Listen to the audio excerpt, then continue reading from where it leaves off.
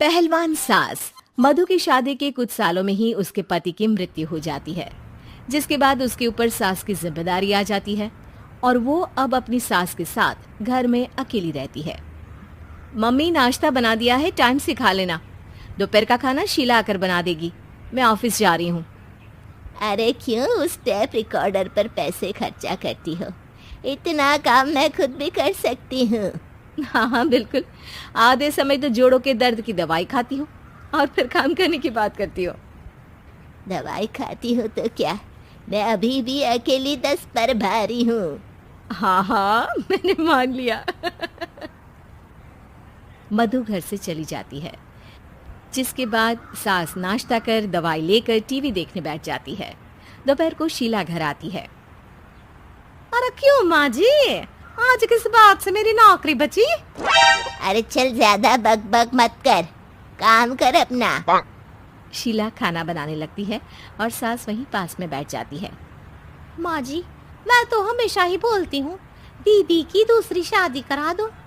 कब तक आप दो औरतें घर में अकेली रहोगी? आजकल माहौल भी बहुत खराब है और फिर दीदी की उम्र भी तो निकली जा रही है ना। तेरा नाम टेप रिकॉर्डर सही रखा है मैंने। तेरी एक ही बात को रिपीट मोड पर चलाने से वो पूरी नहीं हो जाएगी, इसलिए मेरी बहू से ज्यादा खाना बनाने पर ध्यान दे, नहीं तो कहीं वो भी तुझसे मुंह ना फेर ले और नौकरी चली जाए। क्या माँ जी, आप भी हमेशा मेरी नौकरी के पीछे ही पड़ी रहती हो। तो क्या तेरे पीछे पड़ूं? इसी तरह दोपहर से शाम हो जाती है और शीला अपना काम खत्म कर वापस चली जाती है। अब अकेली सास एक बार फिर टीवी देखने बैठ जाती है, जिसकी थोड़ी ही देर में मधु घर आ जाती है और सास बिना कोई देर किए शीला की बातें उसे बताने लगती है। मम्मी, आप भी ना किसी बच्चे से कम नहीं हो, जिसके पास हमेशा शीला को लेकर कोई ना कोई बात रहती ही है। अब बस भी करो ना, इतनी बुरी नहीं है बेचारी। अरे मैंने कब कहा बुरी है, बस उसकी बातें करके मुझे बड़ा मजा आता है। सास की बात पर हंसते हुए दोनों डिनर करने बैठती ही हैं कि लाइट चली जाती है। अंधेरे में मधु मोबाइल की फ्लैश लाइट जलाकर मोमबत्ती ढूंढने लगती है। तभी उसे हॉल में कुछ गिरने की आवाज आती है। मम्मी, आप अंधेरे में इधर उधर क्यों घूम रही हो? अरे तेरे पीछे ही तो खड़ी हूँ। हाँ, अगर आप यहाँ हो तो वो हॉल में सामान कैसा गिरा? भूत आया। अरे मुझे क्या पता, जाकर देखना पड़ेगा ना। दोनों हॉल में जाते हैं, लेकिन वहाँ कोई नहीं होता। अब उन्हें कमरे में से सामान गिरने की आवाज आती है। लगता है ये भूत चोरी करने आया है, इसे वापस कब्र में पहुंचाना ही पड़ेगा। बस हाँ हाँ, आप ज्यादा ना 30 मार खा मत बनो, मैं पुलिस को फोन करती हूँ। अरे जब तक तेरी पुलिस आएगी तब तक क्या वो हमारे साथ बैठकर अंताक्षरी खेलेगा? हट डरपोक, संभालने दे मुझे। अब सास पास रखा फ्लावर पॉट उठाकर कमरे की तरफ बढ़ने लगती है, जहाँ उसे 2 आदमी दिखाई देते हैं। पीछे पीछे मधु भी वहाँ आ जाती है। मम्मी, अभी भी मौका है, बाहर भाग जाते हैं। मधु की आवाज सुन चोर चौकन्ने हो जाते हैं।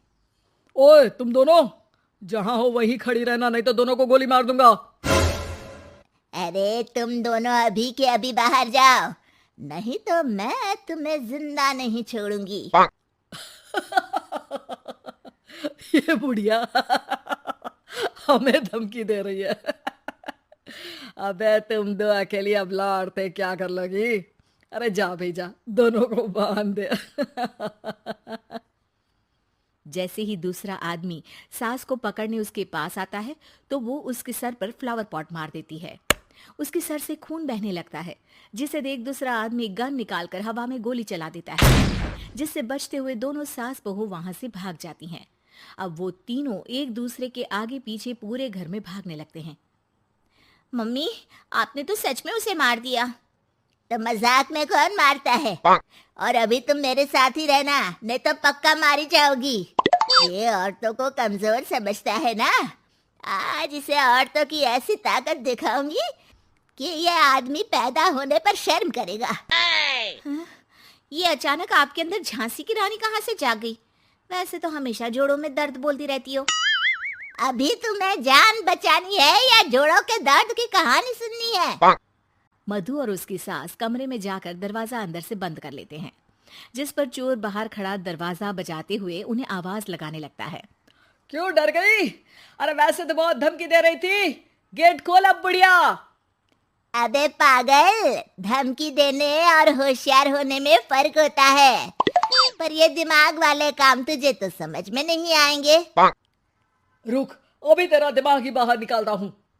ये कहते हुए चोर गोली चलाने ही वाला होता है कि सास अचानक दरवाजा खोलकर उसके मुंह पर परफ्यूम डाल देती है, जिससे चोर गन फेंककर दर्द से चिल्लाने लगता है। मम्मी, अरे बहुत दर्द हो रहा है, कोई बचाओ, इसे हटाओ प्लीज, मैं किसी को कुछ नहीं करूंगा।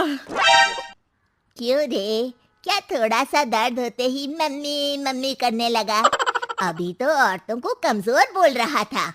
भूलियो मत, एक औरत ने ही तुझे इस दुनिया में जन्म दिया है, और वो भी तुझे ये दर्द हो रहा है ना, उससे लाख गुना ज्यादा दर्द सहकर। इसलिए औरतों को दोबारा कमजोर भूल कर भी मत बोलियो। वाह मम्मी, आपका ये रूप तो मुझे पता ही नहीं था, आपने तो कमाल ही कर दिया। कहा था ना, अकेली ही 10 पर भारी पड़ सकती हूँ, ये तो फिर भी 2 ही थे। इतनी देर में पुलिस भी वहां पहुंच जाती है। आ गए आप, कर लो इन्हें अरेस्ट और जेल में बैठकर अंताक्षरी खेलना।